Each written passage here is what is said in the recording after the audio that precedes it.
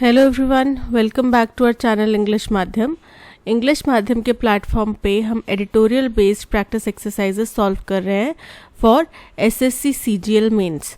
तो स्टार्ट करते हैं आज का session with thought of the day, that is nobody could go back and start a new beginning.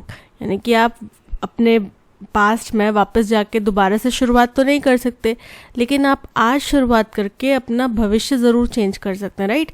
But anyone can start today and make a new ending. ठीक है, तो start करते हैं। Ajit Doval's assessment at a recent BRICS meeting that the situation along the LAC since 2020 has eroded strategic trust with China is a candid and admission as possible।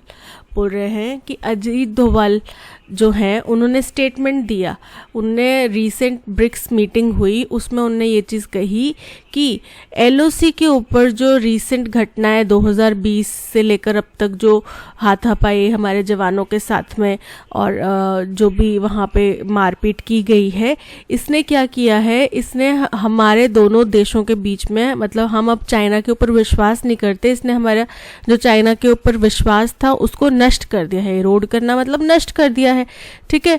और ये जो statement है ये कैंडिड है, यानी कि स्पष्ट है, ठीक है, और इसको स्वीकार भी किया जा सकता है जितना पॉसिबल हो उतने तरीके से। आप मतलब एक तरह से कन्फेशन है कि हम बस अब हम उनके ऊपर ट्रस्ट नहीं करते, ठीक है। These Chinese of course continue to compartmentalize the border dispute and insist that the two sides should look at overall relationships। अब चाइनीज़ क्या कर रहे हैं, चाइनीज़ पार्टी क्या कर रही है, वो ये कर रही है कि भाई बॉर्डर इशू अलग चीज़ है, बॉर्डर इशू को आप दरकिनार रखो, लेकिन हमें अपने ओवरऑल रिलेशंस को सुधारना चाहिए, हम दोनों को अपने ओवरऑल रिलेशनशिप्स को सुधारना चाहिए, वो इस चीज़ के ऊपर जोर दे रहे हैं। But Beijing should realize that the border row is symptomatic of a larger problem plaguing India-China ties।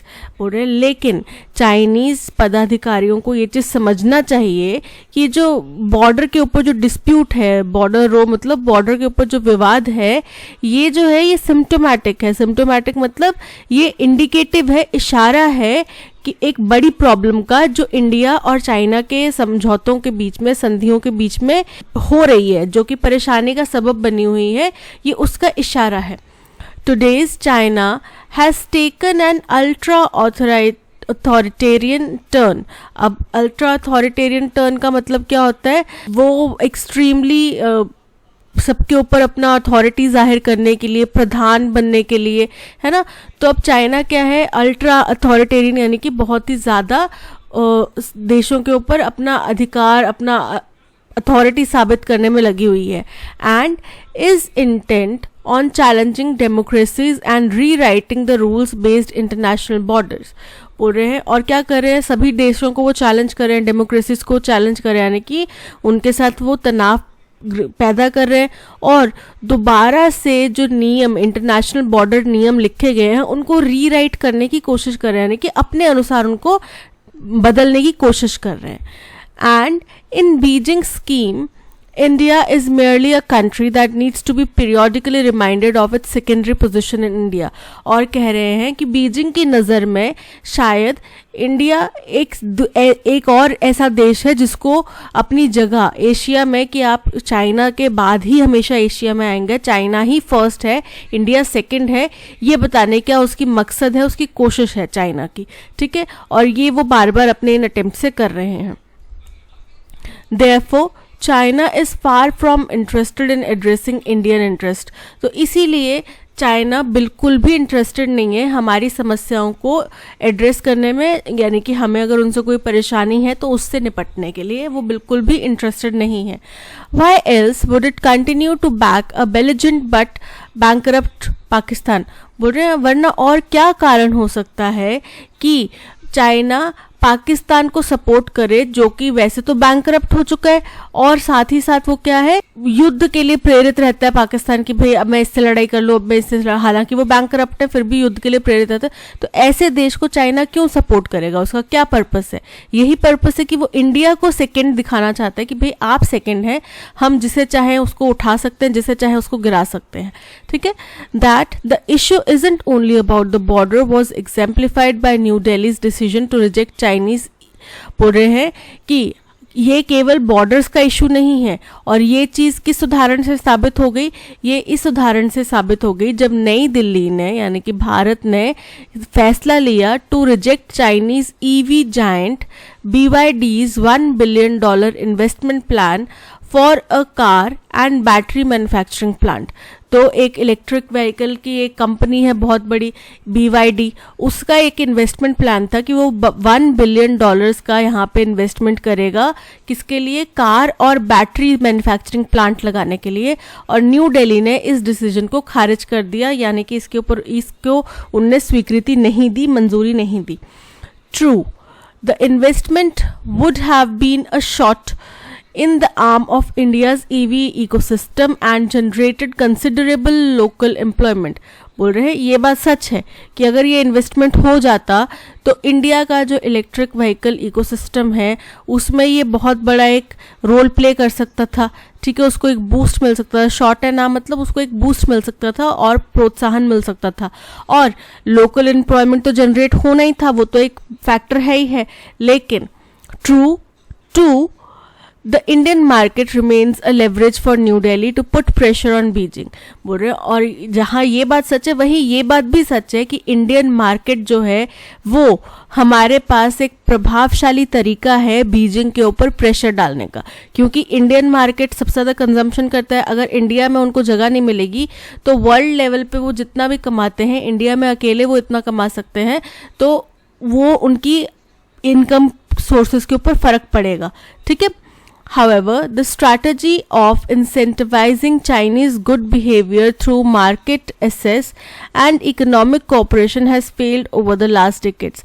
बोले लेकिन जो ये प्रयास है, ये जो स्ट्रैटेजी है कि चाइना को अच्छे मार्केट के दबाव में लाके चाइना को अच्छा बिहेवियर में लेकर आए, ठीक है। अगर वो अच्छा बिहेवियर करते तो हम अपनी मार्केट खोलेंगे, अगर वो अच्छा बिहेवियर नहीं करते तो हम अपनी मार्केट नहीं खोलेंगे।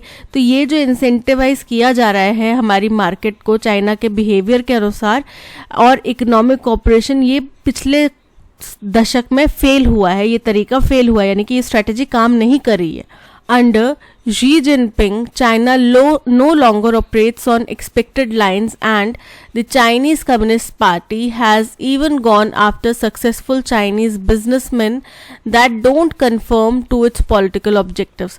बोल रहे हैं अब क्या हुआ है कि जब से Xi Jinping सत्ता में आए हैं, उनने पदभार संभाला है, चाइना अब जो एक्सपेक्टेड लाइंस हैं कि आपको ये नियम कायदे कानून फॉलो करने हैं, इस तरीके से आपको काम करना है, उनके ऊपर वो काम कर नहीं रहे हैं, उनके अनुसार वो चल नहीं रहे। और ये भी जाना जाता है कि जो चाइनीज़ कम्युनिस्ट पार्टी है वो चाइनीज़ बिजनेसमैन, अगर कोई चाइनीज़ बिजनेसमैन है चाइनीज़ ओरिजिन का, अगर वो भी उनकी इंटेंशन से मेल नहीं खाता है, उनके अनुरूप नहीं चलता है, तो उसको उसके अगेंस्ट भी वो खड़े हो जाते हैं।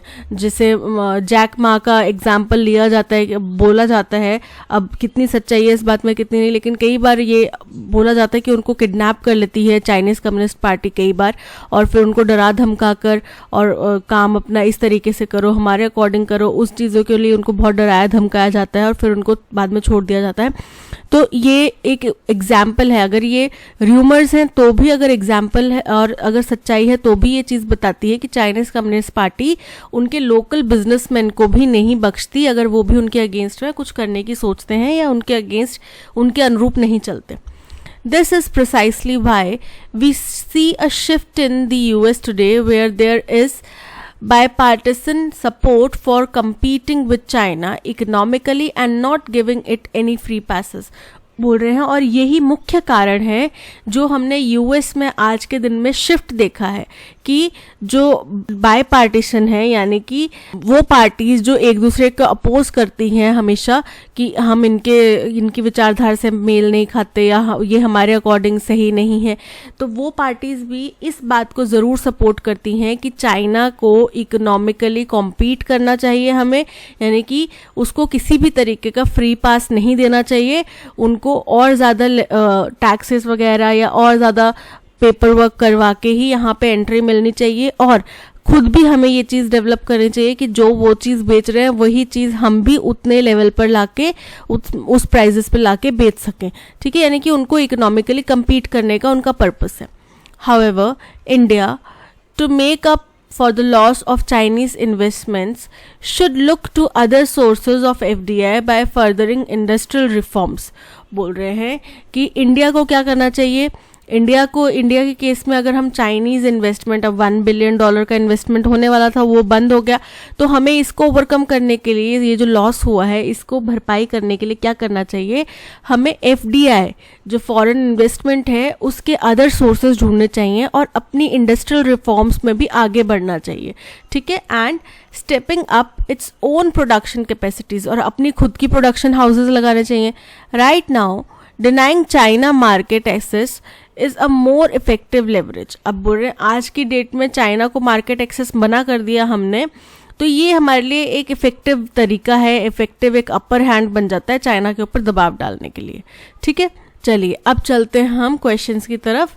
पहला क्वेश्चन है, according to Ajit Doval assessment at the recent BRICS meet, what has happened to the strategic trust with China since 2020. क्या हुआ है चाइना के साथ हमारा विश्वास अब कैसा हो गया है, वो कमज़ोर हो गया है, राइट, ख़त्म हो गया है, कमज़ोर हो गया है.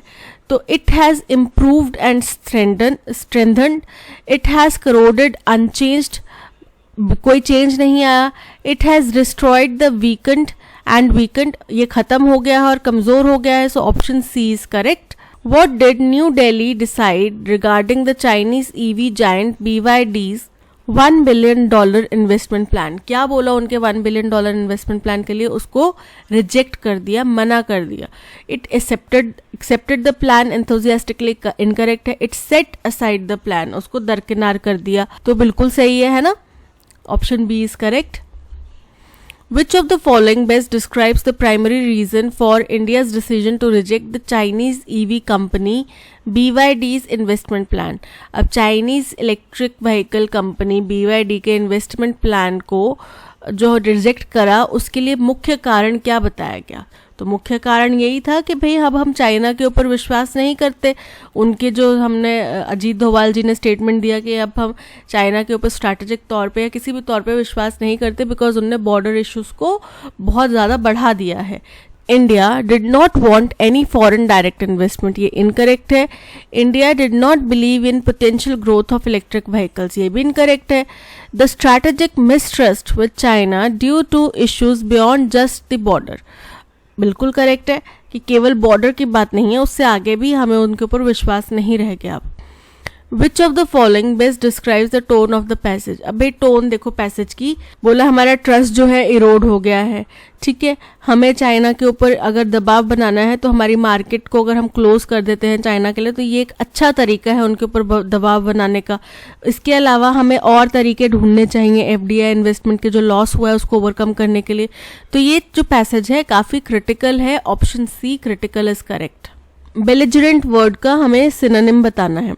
तो बेलिजरेंट का मतलब होता है बहुत ज़्यादा फाइट के लिए तत्पर रहना, कि अब मुझे इसके ऊपर अटैक करना ही है या इससे लड़ाई झगड़ा करना ही है, तो फाइट के लिए तत्पर रहना. तो इसका सिनोनिम क्या होगा? फ्रेंडली, दोस्ताना. क्या इसका सिनोनिम होएगा? पैसिव की सेकेंडरी ऑप्शन जो होता है पैसिव की, पहला ऑप्शन लड़ाई नहीं है, सेकेंडरी ऑप्शन लड़ाई है, तो वो व्यक्ति भी तत्पर नहीं दिख रहा. Aggressive, option C is correct, एकदम तत्पर है, व्याकुल है लड़ाई झगड़े के लिए, बहुत ही आक्रामक है. तो आक्रामक किस चीज़ के लिए होंगे? लड़ाई झगड़े के लिए होंगे, ठीक है. So option C is correct. He built a website from scratch, active से पैसिव में बदलना है, पैसिव से एक्टिव में बदलना है. तो उसने ही बिल्ट, सब्जेक्ट ही, सब्जेक्ट बिल्ट वर्ब और अ वेबसाइट ऑब्जेक्ट. तो अ वेबसाइट, अब बिल्ट बना दी जा चुकी है, पास्ट की बात है, वॉज बिल्ट, फिर किसके द्वारा, उसके द्वारा, from scratch, a website was built from scratch by him, ठीक है, a website has been built, incorrect हो गया, a website was built from scratch by him, option B is correct.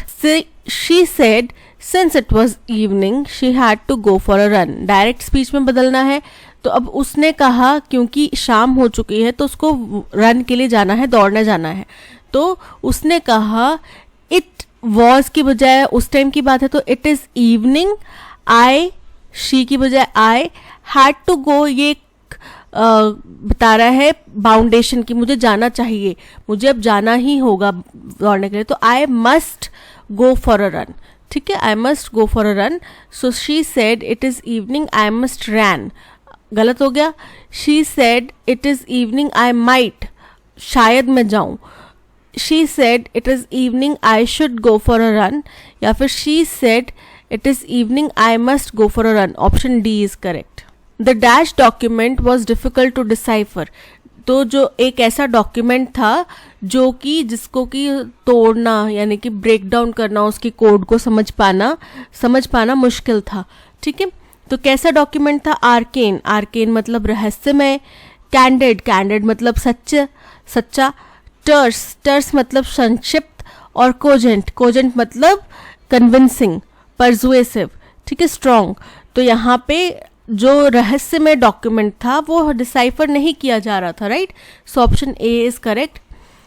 It is a structured mechanism providing information to, अब ये एक structured mechanism है जो कि इंफॉर्मेशन देता है, किसी को देता है, ठीक है. आगे स्टेटमेंट ये पैराजंबल फॉर्म में है, इसको अरेंज करना है हमने, ठीक है. The right to information act is called the sunshine legislation for good reason for, बोल रहे हैं राइट टू इंफॉर्मेशन एक्ट है, उसको सनशाइन लेजिस्लेशन कहा जाता है, और इसका कारण भी सही है. क्यों इसको कहा जाता है, क्योंकि ये क्या है, ये एक स्ट्रक्चर्ड मैकेनिज्म है जो कि इंफॉर्मेशन प्रोवाइड करता है to while empowering people with the right to ask relevant questions. अब ये तो टू के बाद स्टेटमेंट नहीं आएगा, लेकिन इस पार्ट का मतलब ये है कि साथ ही साथ ये लोगों को पावर देता है कि वो कोई भी सवाल, रेलेवेंट सवाल पूछ सकते हैं किसी भी अधिकारी से, किसी भी डिपार्टमेंट से. तो ये information to the citizenry about all public actions, यानी कि जनता के हाथ में ये अधिकार दे देता है कि कोई भी पब्लिक एक्शन हो उसके लिए वो क्या कर सके, सवाल पूछ सके, और इनको ये पावर मिल जाती है कि वो उसके लिए सवाल पूछ सके, ठीक है. तो यानी कि फर्स्ट तो हमारा बी पार्ट जो है वो फर्स्ट आ जाएगा, सेकंड पार्ट आ जाएगा इट इज़ स्ट्रक्चर्ड, जो कि ये बताता है कि ये क्या है, आरटीआई क्या है, और फिर बता रहा है कि वो क्या करता है, लोगों को अधिकार दे देता है, पब्लिक एक्शंस की सारी जो है जानकारी उनके पास प्रोवाइड हो जाती है, थर्ड हो गया. और फोर्थ हो गया कि साथ ही साथ उनके पास में ये पावर भी होती है कि वो कोई भी सवाल पूछ सकें. तो इट इज़ स्ट्रक्चर्ड मैकेनिज्म, ए जो है वो इट इज़ स्ट्रक्चर्ड मैकेनिज्म से स्टार्ट हो रहा है, तो इट करेक्ट है, क्योंकि हमें पता है पहले the right to information act से स्टार्ट होएगा. Again it is structured mechanism, incorrect है. See the right to information act, चलो आगे पढ़ते हैं क्योंकि ये हमें पता चल रहा है कि यहाँ पे सही है, आगे देखते हैं. is called the sunshine legislation for good reason, for it is a structured mechanism providing information to the citizenry about all public actions while empowering people with the right to ask relevant questions. Option C is correct. John couldn't resist taking a bite at the cherry when the opportunity presented itself. अब ये idiom दिया है, a bite at the cherry, इसका meaning बताना है. a bite at the cherry का मतलब होता है कोई अपॉर्चुनिटी आए और उसका आप भरपूर फायदा उठाएं, ठीक है, जिसको बोला जाता है ना कि मौके को भुनाना, तो वो है a bite at cherry. To taste something sweet and delicious, ये तो लिटरल मीनिंग हो गया जो कि गलत है. To make the most of an opportunity, option B is correct. अब इसमें स्टेटमेंट 1 और स्टेटमेंट 2 एकदम करेक्ट जगह पर है, इसी बीच में हमें ए बी सी डी को अरेंज करना है, ठीक है. चलिए स्टार्ट करते हैं, पहले फर्स्ट स्टेटमेंट पढ़ते हैं. With no let up, let up मतलब होता है कोई भी कमी नहीं होना, in stubble burning incidents in Punjab, Punjab में स्टबल बर्न की जाती है ना, तो पंजाब में जो पराली वगैरह जलाई जाती है ना फसल कटने के बाद, जो उसका लेफ्ट ओवर रेजिड्यू बच जाता है उसको पराली बोला जाता है, इंग्लिश में स्टबल बोला जाता है, तो वो जलाई जाती है, इसमें कोई भी कमी नहीं आई है. The hopes of people in the region of getting cleaner air this coming winter have yet again been belied. Belied मतलब झूठा साबित होना. तो बोल रहे हैं कि जो यहाँ के लोगों को, इस एरिया के लोगों को उम्मीदें थी कि आने वाली सर्दियों में हमें अच्छी साफ सुथरी हवा देखने मिलेगी, वो फिर दोबारा से, येट अगेन मतलब फिर दोबारा से झूठी साबित हो गई हैं. The burning of paddy straw to clear the fields after the harvest is a major factor contributing to the alarming spike in air pollution levels in the state and the NCR in October and November. अब होता क्या है कि paddy जो है उसके जो left over, जो मैंने बताया स्ट्रॉज बच जाती हैं, उनको जला दिया जाता है ताकि जो खेत है वो साफ हो जाए. और ये क्या है, हार्वेस्ट के बाद किया जाता है. तो इससे क्या है, ये मेजर फैक्टर है जिसकी वजह से हवा में पोल्यूशन लेवल बहुत ज़्यादा बढ़ जाता है. अब जैसे जैसे आगे अक्टूबर नवंबर का महीना आएगा, उस टाइम पे हल्की हल्की खांसी सी चलती रहती है, खराश सी, गला भारी भारी सा रहता है, राइट. बार बार पानी पीने पर भी प्यास नहीं बुझती. वो क्यों? क्योंकि पराली का धुआं अंदर जा रहा है, तो उससे गले में ये पॉल्यूटिंग एजेंट्स हैं सारे के सारे. तो इससे क्या होता है, गले में खराश और ये सब चीज़ें, और कई लोगों को एलर्जी है तो छींके वगैरह आना बहुत नॉर्मल हो जाता है. ये बहुत बड़ा रीज़न है एयर पोल्यूशन लेवल में एकदम तेज़ी से स्पाइक्स आते हैं, यानी कि एकदम तेज़ी से उछाल आता है स्टेट में. और एनसीआर, दिल्ली के आसपास के जो इलाके हैं, उन जगहों पे कब? अक्टूबर से नवंबर के बीच में. September 15 to October 2 this year as compared to 2028 fires in the same period last year. अब ये पता चल रहा है कि इसके आगे कोई स्टेटमेंट है, बिकॉज ये किसी स्टेटमेंट का पार्ट है, उसमें उस ड्यूरेशन को कंपेयर किया गया है सेम ड्यूरेशन के पिछले साल से. ठीक है. The consortium for research on agro ecosystem monitoring and modelling from space, CRIMS, which is compiling data on farm fire in the region. अब ये एक ऑर्गेनाइजेशन है, संस्था है. ये क्या कर रही है, ये जो खेतों में आग लगाई जाती है इस एरिया में, उसके ऊपर डेटा कलेक्ट कर रही है. Has recorded 275 cases of stubble being set alight from. अब इसमें 275 केसेस पराली जलाने के अभी तक चिन्हित हो चुके हैं, अंकित हो चुके हैं, यानी कि इनने इतने केसेस नोट कर लिए हैं. और कब से कब तक? From September 15 to October 2. अब पता चल गया, सी पहले आएगा, बी बाद में आएगा. ये दोनों एक दूसरे को कंप्लीट कर रहे हैं स्टेटमेंट. ठीक है.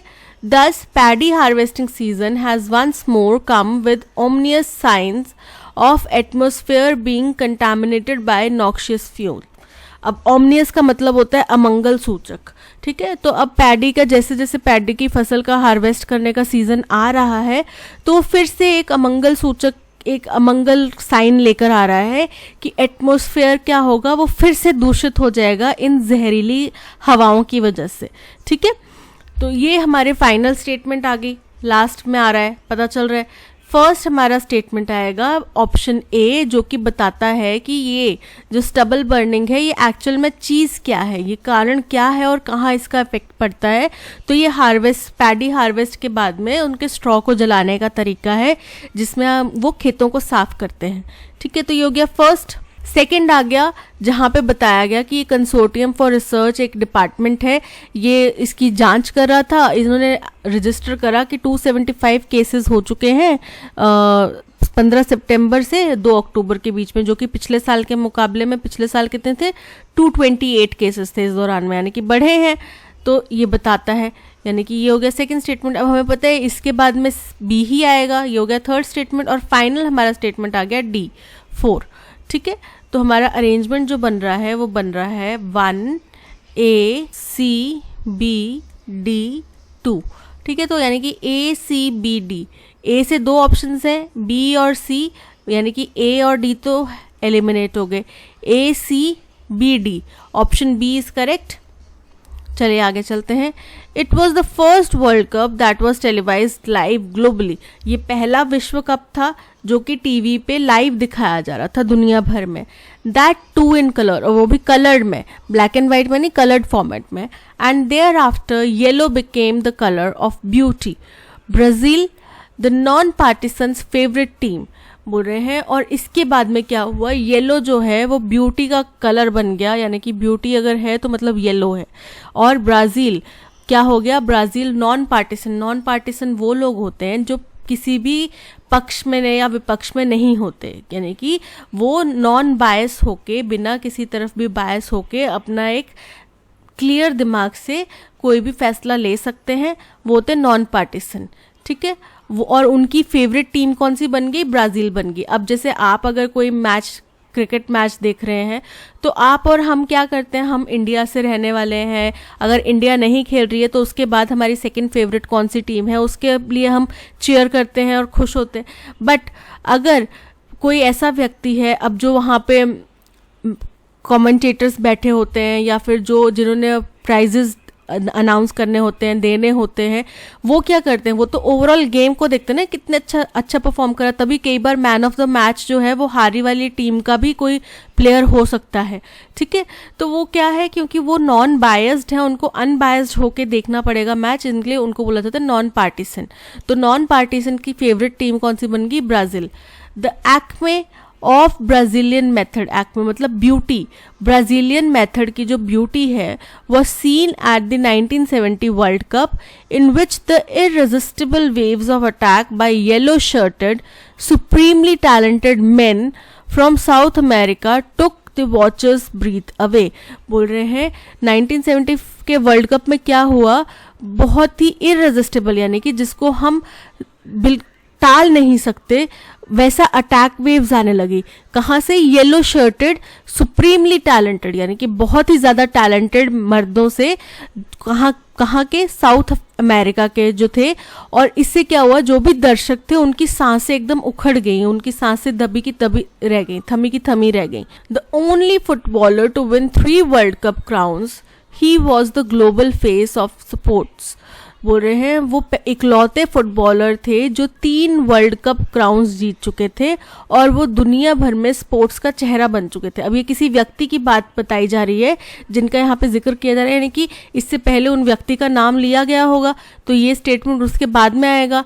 He was one man who embodied the delightful and wondrous Brazilian style of play। वो बोल रहे हैं वो इकलौते ऐसे इंसान थे, वो एक ऐसे इंसान थे, ऐसे व्यक्ति थे जिन्होंने ब्राज़ीलियन जो तरीका है, जो स्टाइल है, जो इतना खूबसूरत सा, ब्यूटीफुल सा, वंडरफुल सा जो स्टाइल है, उसको दर्शकों तक लाया और वो जो स्टाइल है वो उनके नाम से जाना जाने लगा। ही टर्म्ड इट ओ जोगो बोनिटो, उन्होंने उस स्टाइल का नाम दिया ओ जोगो बोनिटो और the beautiful game.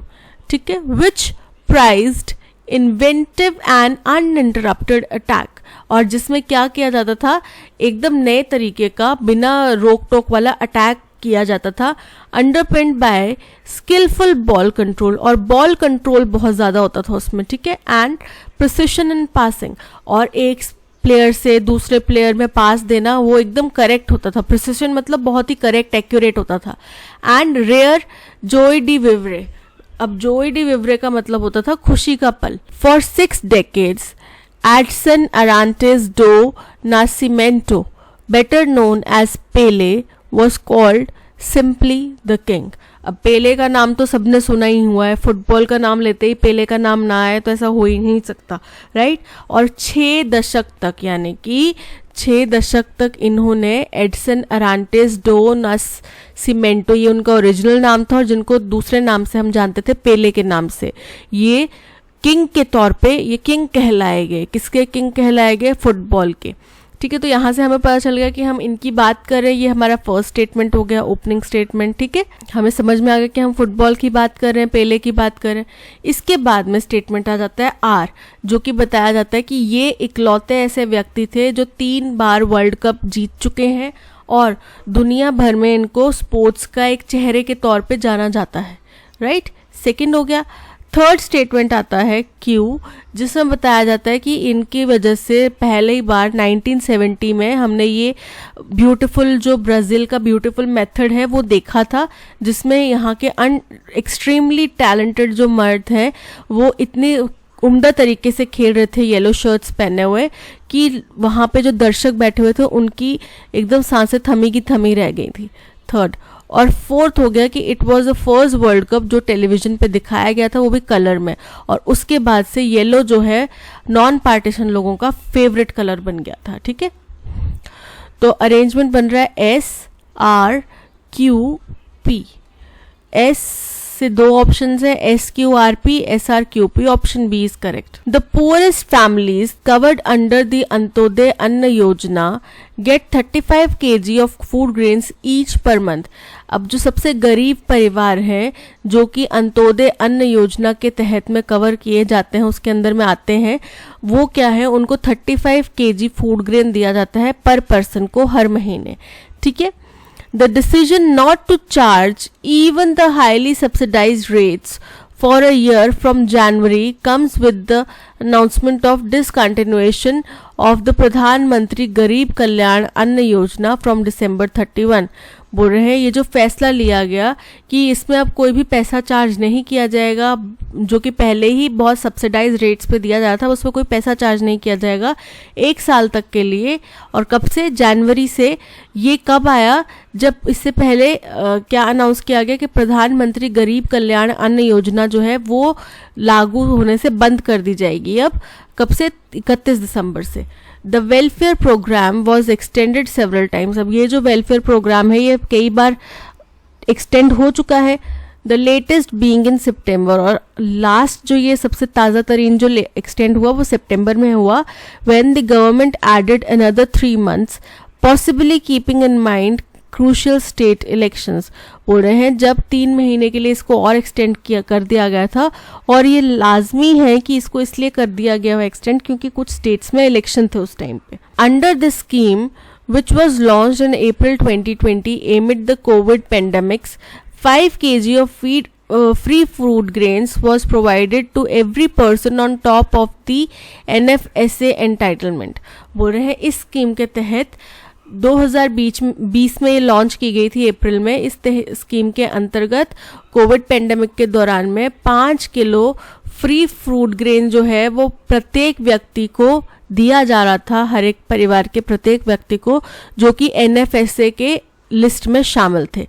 The center provides rice at ₹3 per kg and wheat at ₹2 per kg to 81.35 crore eligible Indians under the National Food Security Act NFSA।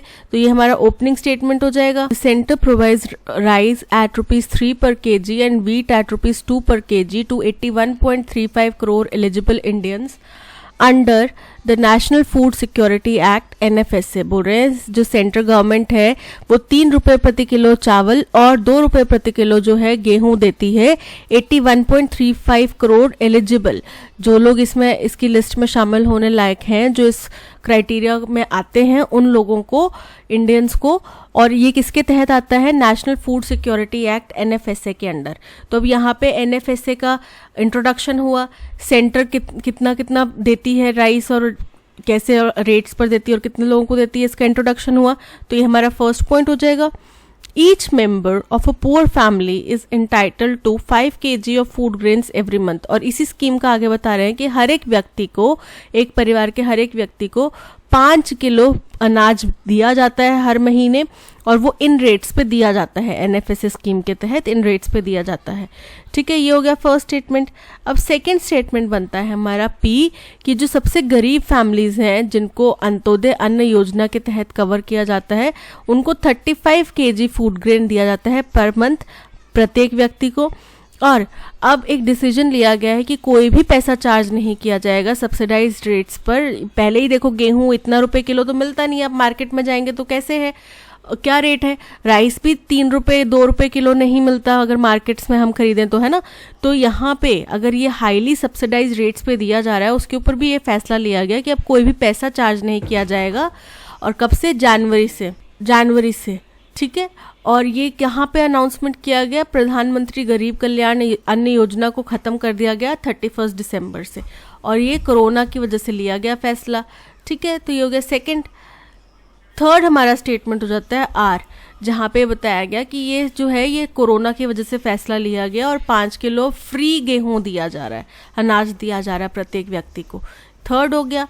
और fourth statement आ गया क्योंकि ये जो वेलफेयर स्कीम है ये कई बार extend की जा चुकी है और अब इसको और एक्सटेंड नहीं किया जाएगा। तो अरेंजमेंट हमारा बन रहा है SPRQ। एस से 2 हैं, SRQP, SPRQ, option D is correct. The rush to join BRICS, the grouping that brings together Brazil, Russia, India, China and South Africa and represents 40% of world's population and 23% of global GDP। बोल रहे हैं अब जो लोगों में एक भाग दौड़ मची हुई है कि ब्रिक्स ज्वाइन करना है, ब्रिक्स ज्वाइन करना है, सभी देशों में एक चहल पहल मची हुई है कि हमें ब्रिक्स का हिस्सा बनना है। और ये क्या है, ब्रिक्स क्या है, ये एक ग्रुप है जिसमें ब्राज़ील, रशिया, इंडिया, चाइना और साउथ अफ्रीका शामिल है और ये दुनिया का पॉपुलेशन का 40वां हिस्सा बनाता है। 40% इस वर्ल्ड पॉपुलेशन का है इन चारों देशों के पास में, 5 देशों के पास में। और ग्लोबल जीडीपी का 23% ये कवर करते हैं 5 देश इकट्ठे। Has sometimes been explained as triggered by FOMO. और बोल रहे ये जो रश है सभी देशों में कि ब्रिक्स ज्वाइन करना है, ये कई बार ऐसा बोला जाता है कि फोमो की वजह से इनमें रश है। अब फोमो का मतलब होता है फियर ऑफ मिसिंग आउट, जो मैंने पहले भी आपको एक बार एक्सप्लेन करा था कि इसका मतलब होता है कि आप क्या करेंगे, आपको डर लगेगा कि हम यार मैं उधर गया नहीं, पता नहीं पार्टी में मेरे बिना क्या हो रहा होगा, कहीं मैं मिस ना कर दूं, तो आप चाहे जितने मर्जी थके हुए हों आप चले जाएंगे। आपका किसी पार्टी से आए, कहीं और कहीं जाने का प्रोग्राम बन गया, फिर आपको लग रहा है कि मेरे सारे कजन तो मस्ती करेंगे, अगर मैं नहीं गया तो मैं मस्ती मिस कर दूंगा, या फिर पता नहीं वो मेरे पीछे से क्या बात करेंगे, तो फिर आप वहाँ पे भी चले गए। एग्ज़ाम छोड़ो, एग्ज़ाम तो हो जाएगा, बट किसी दोस्त की शादी है, बाकी सब लोग फ्रेंड्स एंजॉय करेंगे, मुझे भी जाना है, नहीं तो मैं मिस कर दूंगा। वो होता है FOMO, fear of missing out. तो बोल रहे हैं कि ये जो ट्रिगर आया है, ये ट्रिगर जो है फियर ऑफ मिसिंग आउट होने की वजह से आया है। The geopolitical shifts in the world from the time of Russia's invasion of Ukraine। अब क्या हुआ है कि जब से रशिया ने यूक्रेन के ऊपर आक्रमण किया है तब से एक जियोपॉलिटिकल शिफ्ट आ गया है दुनिया में। Have dash frenetic group shopping as middle sized countries with decent economies in the global South look for both voice and leverage. अब ये कह रहे हैं ये जो जियोपॉलिटिकल शिफ्ट आया ये रशिया यूक्रेन वॉर की वजह से, इससे क्या हुआ, बहुत तेज़ी से ये जो ग्रुप है मिडिल साइज कंट्रीज़ का, ये जो ग्रुप है इसका एक जहाँ पे डिसेंट इकोनॉमीज मतलब ठीक ठाक इकोनॉमीज हमारी हैं, पूरी तरीके से डेवलप्ड भी नहीं बोल सकते, अंडर डेवलपिंग जो हमारी इकोनॉमीज हैं ग्लोबल साउथ की, तो ये क्या है, ग्लोबल साउथ को एक आवाज़ चाहिए, वो इन 4-5 देशों की तरफ देख रहे हैं कि ये क्या है, ये एक अच्छा हमारे लिए जरिया है, हम अगर इनका साथ मिल जाए हमें तो हमारी भी डेवलपमेंट अच्छी हो जाएगी। ठीक है, both are potentially possible in BRICS made up of 5 regional heavyweights. और बोल रहे हैं दोनों ही चीज़ें जो हैं ब्रिक्स में पॉसिबल हैं कि हमारे को आवाज़ भी मिल जाएगी, हमारी बातें दुनिया तक पहुंचाने वाला भी कोई हो जाएगा, और हमें क्या मिल जाएगा, साथ ही साथ लेवरेज, एक अपर हैंड भी मिल जाएगा। तो वो दोनों चीज़ें ब्रिक्स को ज्वाइन करने से पॉसिबल हो सकती हैं। ठीक है, more than 20 countries are in the dash. अब 20 से भी ज़्यादा कंट्रीज क्या होंगी, कतार में लगी हुई हैं कि हमें ब्रिक्स का हिस्सा बनना है। If media reports are correct, 5 applicants, Saudi Arabia, Indonesia, the UAE, Egypt and Argentina. बोल रहे हैं अगर मीडिया रिपोर्ट्स सही होती हैं, साबित होती हैं, तो 5 देश हैं जो कि सऊदी अरेबिया, इंडोनेशिया, यूएई और इजिप्ट और अर्जेंटीना है, may be granted membership this August at Cape Town summit. बोल रहे हैं जिनको शायद इस अगस्त में, इस साल के अगस्त में केप टाउन में जो समिट होने वाला है उसमें इनको मेंबरशिप मिल जाए। ठीक है, ये उम्मीद लगाई जा रही है अगर मीडिया रिपोर्ट्स की माने तो। While it is always desirable to have bigger groupings than small clubs. बोल रहे हैं कि हाँ ये बात सच है कि हमेशा छोटे छोटे क्लब्स की बजाय थोड़ी बड़ी ग्रुप होना तो ज़्यादा बेटर रहता है, ज़्यादा बेनिफिट होता है, specially when the stated aim of the group is to project the interest of the dash Global South. बोल रहे हैं स्पेशली खास तौर पे तब जब सभी जो ग्रुप्स हैं उसका जो एम है वो ग्लोबल साउथ के जो इंटरेस्ट हैं उनको बढ़ावा देना, उनको प्रमोट करना, उनको प्रोजेक्ट करना, ये उनका एम है. And increase in membership is also likely two way the group in favour of China. और बोला जा रहा है कि एक अगर ये मेंबरशिप में बढ़ोतरी होती है तो ये माना जा रहा है कि चाइना के लिए ज़्यादा फेवरेबल होगा, चाइना के पास और ज़्यादा वोट्स आ जाएंगे, उनके पास में एक वजन हो जाएगा. The world second largest economy, जो कि दुनिया की दूसरी सबसे बड़ी इकोनॉमी है. Other than 5 possible new dash this year.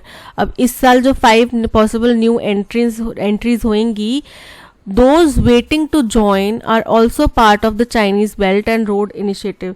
जो हमने बोला ना 20 से भी ज़्यादा देश हैं जो वेट कर रहे हैं, कतार में लगे हुए हैं, तो जो बाकी वेटिंग में हैं वो भी क्या है, वो चाइनीज़ बेल्ट और रोड इनिशिएटिव जो है उसका हिस्सा है, यानी कि वो भी चाइना के पक्षधारी होंगे अगर उनको भी एंट्रेंस मिल जाता है तो.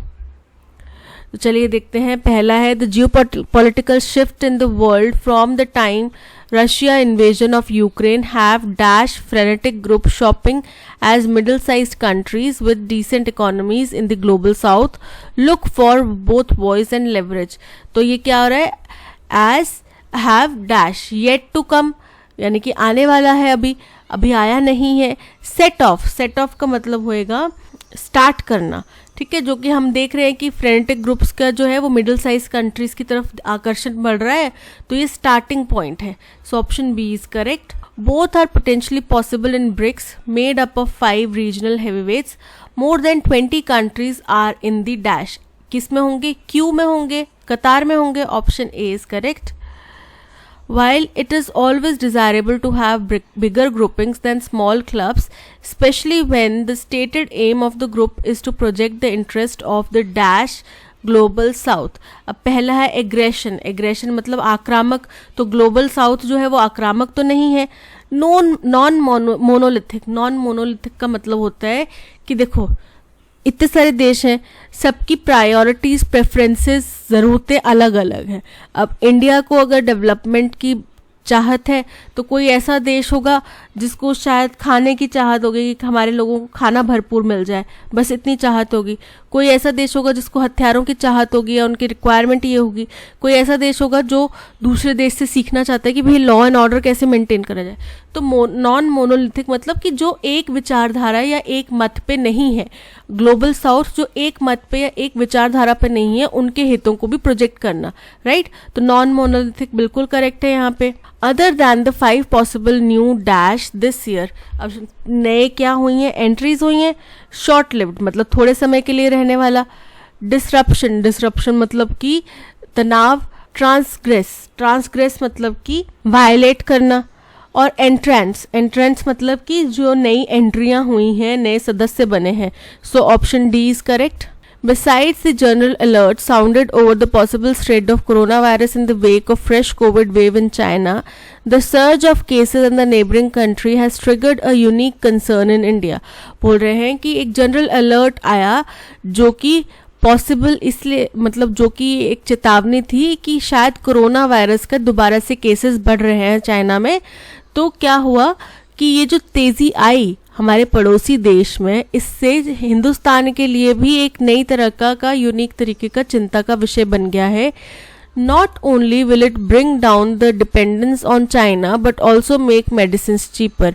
अब इससे क्या हो जाएगा कि चाइना के ऊपर डिपेंडेंस भी कम हो जाएगी और मेडिसिन क्या हो जाएंगी, वो सस्ती भी हो जाएंगी. The impending crisis should be turn into an opportunity and act as a catalyst to ramp up the indigenous API sector. बोल रहे हैं कि ये जो क्राइसिस है इसको हमें एक अपॉर्चुनिटी के तौर पे इस्तेमाल करना चाहिए, अपॉर्चुनिटी बना देना चाहिए और एक कैटलिस्ट के तौर पे हमें एक्ट करना चाहिए. कैटलिस्ट यानी कि किसी भी रिएक्शन को तेज करना.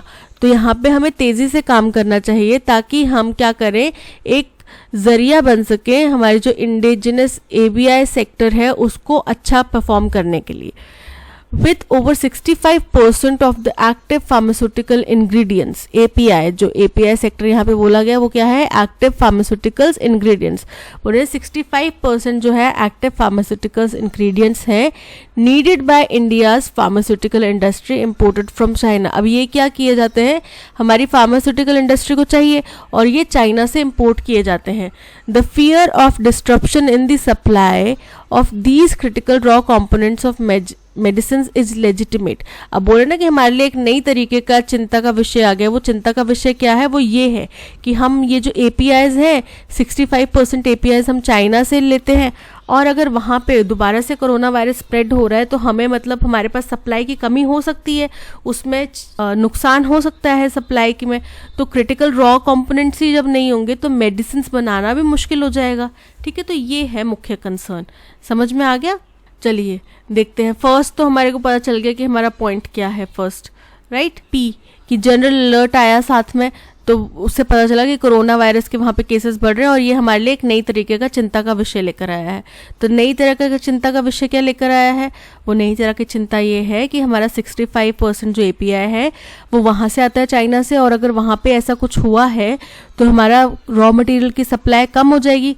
ठीक है, उसमें भी छेड़छाड़ हो जाएगी, वो भी कमी आ सकती है। और ये जो है आने वाला जो एक क्राइसिस है इससे हमें एक कैटलिस्ट के तौर पे यूज़ करना चाहिए और अपॉर्चुनिटी के तौर पे, और हमारा जो इंडिजिनस यानी कि देश का API सेक्टर है उसको बढ़ावा देना चाहिए। ये हो गया third point.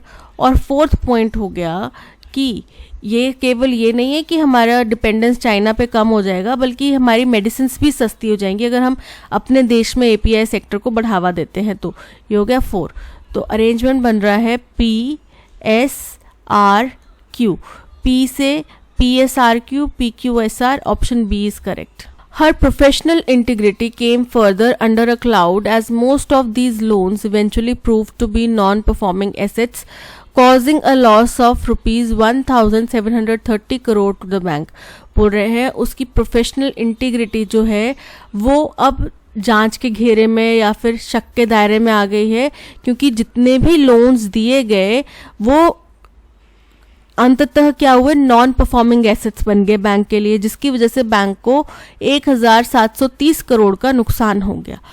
The arrest of disgraced farmer MD and CEO of ICICI bank Chanda Kochhar, बोल रहे हैं जो उनकी गिरफ्तारी हुई, डिसग्रेस मतलब एक तो होता है ना कि लोगों की नज़र में बहुत अच्छा है। सुनंदा कोचर, आज से कुछ साल पहले हम लोग भी कितना हर एक गर्ल एडमायर करते थे, इंदिरा नोई, सुनंदा कोचर, कुछ नाम थे जिनको हम एडमायर करते थे और सोचते थे कि काश हम भी किस दिन इन्हीं महिलाओं की तरह अच्छा परफॉर्म करके इस पद तक पहुंच पाएंगे, राइट। तो अब वो क्या है, जो लोगों की नज़रों में उनकी इमेज थी अच्छी, अब वो गिर चुकी है एकदम। वो क्या हो गई, डिसग्रेस्ड हो गई। ठीक है, ग्रेस से डिसग्रेस। तो फॉर्मर MD जो पुराने MD और CEO हैं ICICI बैंक के, Chanda Kochhar and her husband Deepak Kochhar by the CBI is the final nail in her career's coffin, बोल रहे हैं। और दीपक कोचर का जो अरेस्ट हुआ, उनके हस्बैंड हैं दीपक कोचर, CBI द्वारा इन दोनों की गिरफ्तारी जो है ये सुनंदा कोचर के करियर में अब आखिरी कील, करियर के कॉफिन में आखिरी कील मतलब अब उनका करियर कॉफिन में चला चुका है, खत्म हो चुका है। ठीक है, अब नष्ट, राइट। इन अ क्विड प्रो क्यू, अब क्विड प्रो क्यू का मतलब क्या होता है, इसका मतलब होता है कोई फेवर या एडवांटेज देना किसी को किसी चीज के रिटर्न में, यानी कि एक तरह से bribe. She had reportedly received undue benefits, illegal gratifications through her husband's company. उनको बहुत सारे बेनिफिट्स मिले हैं, इलीगल ग्रेटिफिकेशंस मिले हैं। ठीक है, कहाँ पे, उनकी हस्बैंड की कंपनी की तरफ से, जिनको विच had a series of opaque deals with Videocon group, जिनके पास में बहुत सारी वीडियोकॉन ग्रुप के साथ में डील्स हैं। उनके हस्बैंड की कंपनी ने वीडियोकॉन ग्रुप के साथ में डील्स करी हैं, जिसके हेड कौन है, वेणुगोपाल धूत हैं।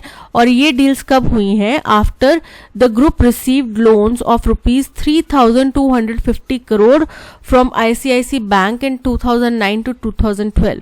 अब 2009 से 2012 के दौरान वेणुगोपाल धूत जो कि वीडियोकॉन ग्रुप के हेड हैं, उनकी उनकी कंपनी को आईसीआईसीआई बैंक से 3,250 करोड़ का लोन मिला। इस लोन के बाद में इनकी कंपनी वीडियोकॉन ग्रुप ने क्या किया, सुनंदर कोचर के जो हस्बैंड हैं उनकी कंपनी के साथ में कुछ डील्स करी, और उन डील्स के बाद में क्या हुआ, सुनंदा कोचर के हस्बैंड की जो कंपनी है दीपक कोचर की जो कंपनी है, उन्होंने सुनंदा कोचर को काफ़ी सारा बेनिफिट्स दिए, शायद शेयर्स दिए हों या फिर पैसे ट्रांसफ़र किए हों या घर दिया हो, कुछ भी, मतलब किसी भी तरीके के उनको बेनिफिट्स दिए। Trouble began for the then star of private sector banking in 2018 when she was forced to step down from the top post following allegations of corruption and other misdeeds by the whistleblower। बोल रहे हैं कि ये जो उनकी परेशानियां हैं ये कब स्टार्ट हुई, उस टाइम पे तो ये स्टार थी, प्राइवेट सेक्टर बैंकिंग इंडस्ट्री की वो स्टार थी, 2018 में स्टार्ट हुई, जबकि उनको उनके पद से हटने के लिए कहा गया। क्यों? क्योंकि उनके ऊपर करप्शन के चार्जेस लगे थे और गलत तरीके इस्तेमाल करने के चार्जेस लगे थे इनके ऊपर। ठीक है, तो हमें पता चल गया कि फर्स्ट हमारा स्टेटमेंट जो है वो भूमिका बांध रहा है सुनंदा कोचर के अरेस्ट से, कि उनका करियर अब खत्म हो चुका है। अब फिर ये बता रहा है कि इनके लिए परेशानियां शुरू कब से हुई।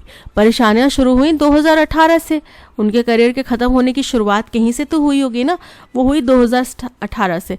अब क्या हुआ उस दौरान पे कि उनको काफ़ी सारे बेनिफिट्स दिए गए उनके हस्बैंड की कंपनी द्वारा, और ये पूरा केस यहाँ पे समझाया गया। फाइनली इसी बेसिस पे उनकी जो प्रोफेशनल इंटीग्रिटी है वो जांच के घेरे में आ गई, क्योंकि उन्होंने उस दौरान में 1,730 करोड़ के लोन दिए जो कि बाद में बैंक के लिए नॉन परफॉर्मिंग एसेट्स बन गए और लॉस का कारण बन गए। ठीक है, ये हो गया 4। तो अरेंजमेंट हमारा बन रहा है QSRP। ठीक है, QSRP हमारा अरेंजमेंट बन रहा है, QSRP option C is correct. The center has informed the Lok Sabha that 400 people have died across the country during hazardous cleaning of sewers and septic tanks since 2017। बोल रहे हैं केंद्र ने लोकसभा में कहा कि 400 लोगों की मौत हो चुकी है देश भर में, जब वो लोग सीवर्स यानी कि नालियों को और लैट्रिन के गड्ढों को जब साफ़ करते हैं, मैनुअली साफ़ करते हैं, सेप्टिक जहरीले टैंक्स में घुसते हैं 2017 के दौरान में। ठीक है, 2017 से अब तक। This year 48 such deaths have been reported so far. इस साल 48 डेथ्स हुई हैं अभी तक। 49 वर रिकॉर्डेड इन 2021 में 49 डेथ्स रिकॉर्ड की गई थी। The government has stated that no death linked to manual scavenging has taken place in this period। अब वो बोल रहे हैं कि गवर्नमेंट ने साथ में ये भी कहा कि ये जितनी भी मौतें हुई हैं इनमें से कोई भी मैनुअल स्कैवेंजिंग से लिंक्ड नहीं है। मैनुअल स्कैवेंजिंग मतलब मैनुअली खुद गड्ढे के अंदर जाके, सीवर टैंक्स के अंदर जाके वहाँ से सीवर निकालना, उसको हटाना, ये मैनुअली किया जाए किसी व्यक्ति द्वारा, तो ऐसी घटनाएं नहीं हुई हैं, इसके दौरान मौत नहीं हुई है। The center is bent on making a distinction between manual scavenging and cleaning of sewage and septic tanks। बोल रहे हैं सेंटर जो है, सरकार तो है वो इन दोनों को अलग साबित करने में लगी हुई है कि भाई सीवेज और सेप्टिक टैंक्स की क्लीनिंग है और मैनुअल स्कैवेंजिंग है, दोनों अलग अलग चीज़ें हैं। Even though the latter involves no less insanitary and dehumanising work. बोल रहे हैं जबकि जो दूसरा पार्ट है क्लीनिंग ऑफ सीवेज और सेप्टिक टैंक्स, ये भी ऐसा नहीं है कि बहुत अच्छा काम समझा जाता है या जो लोग इसको करते हैं उनको डिह्यूमनाइज नहीं किया जाता या डिह्यूमनाइजिंग वर्क नहीं समझा जाता, इनको ऐसा नहीं है। Moreover both practices are prohibited under the act. बोल रहे हैं एक एक्ट है कोई, उसके तहत में दोनों ही तरीके जो हैं वो गलत हैं, प्रोहिबिटेड हैं, यानी कि गैर कानूनी हैं। This abdominal practice is defined as the lifting of human excreta from insanitary latrines according to the prohibition of employment as manual scavengers and the Rehabilitation Act 2013। बोल रहे हैं कि ये जो प्रैक्टिस है, ये जो किया जा रहा है, स्कैवेंजिंग की बात की जा रही है, उसको आगे बता रहे हैं कि ये क्या होता है स्कैवेंजिंग। स्कैवेंजिंग का मतलब होता है कि ह्यूमन वेस्ट यानी कि हमारा जो शिट है उसको लैट्रिन से, उनके गड्ढों से निकालना मैनुअली या फिर मशीन के द्वारा वहाँ से निकालना। और ये क्या है, एक prohibition of employment as manual scavengers and their rehabilitation act है 2013। इसके अकॉर्डिंग क्या है, बैन है, गलत है, और ये डेफिनेशन भी इसी के अकॉर्डिंग दी गई है। ठीक है, तो अब चलते हैं। फर्स्ट तो हमारा स्टेटमेंट हो जाएगा जहाँ पे ये बताया गया, डेथ्स का डेटा दिया गया। ठीक है, यानी कि पी स्टेटमेंट की सेंटर ने ये बताया लोकसभा में। ठीक है, ये हो गया फर्स्ट। सेकंड आ जाता है कि ये होता क्या है, हुआ क्या है कि 48 डेथ्स हुई हैं इस दौरान में, 2021 के दौरान, मतलब इस साल में, और 49 डेथ्स 2021 के दौरान में हुई हैं। ठीक है, ये बताया गया। आंकड़ा जब सेंटर के डेटा की बात करें तो वो डेटा ही बता रहे हैं। फिर थर्ड आ जाता है कि ये होता क्या है। ये होता है कि एक एक्ट है, उसके तहत में इसकी डेफिनेशन ये दी गई है।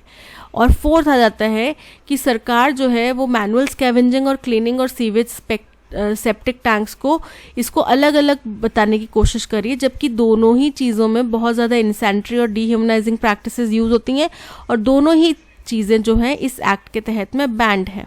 तो अरेंजमेंट हमारा बन रहा है PQSR, PSRQ, PQSR, option D is correct. आज के सेशन में इतना ही। इस सेशन की PDF आपको टेलीग्राम चैनल पे मिल जाएगी। इसके अलावा टेलीग्राम चैनल का लिंक आपको डिस्क्रिप्शन में दे दिया गया है। प्ले स्टोर से आप ऐप भी डाउनलोड कर सकते हैं, जिसका लिंक भी आपको डिस्क्रिप्शन में दे दिया गया है। Thank you so much for watching. अगर कंटेंट पसंद आया हो तो लाइक, शेयर और सब्सक्राइब ज़रूर कीजिएगा। मिलते हैं नेक्स्ट सेशन में। Till then keep learning and keep practising. Bye bye.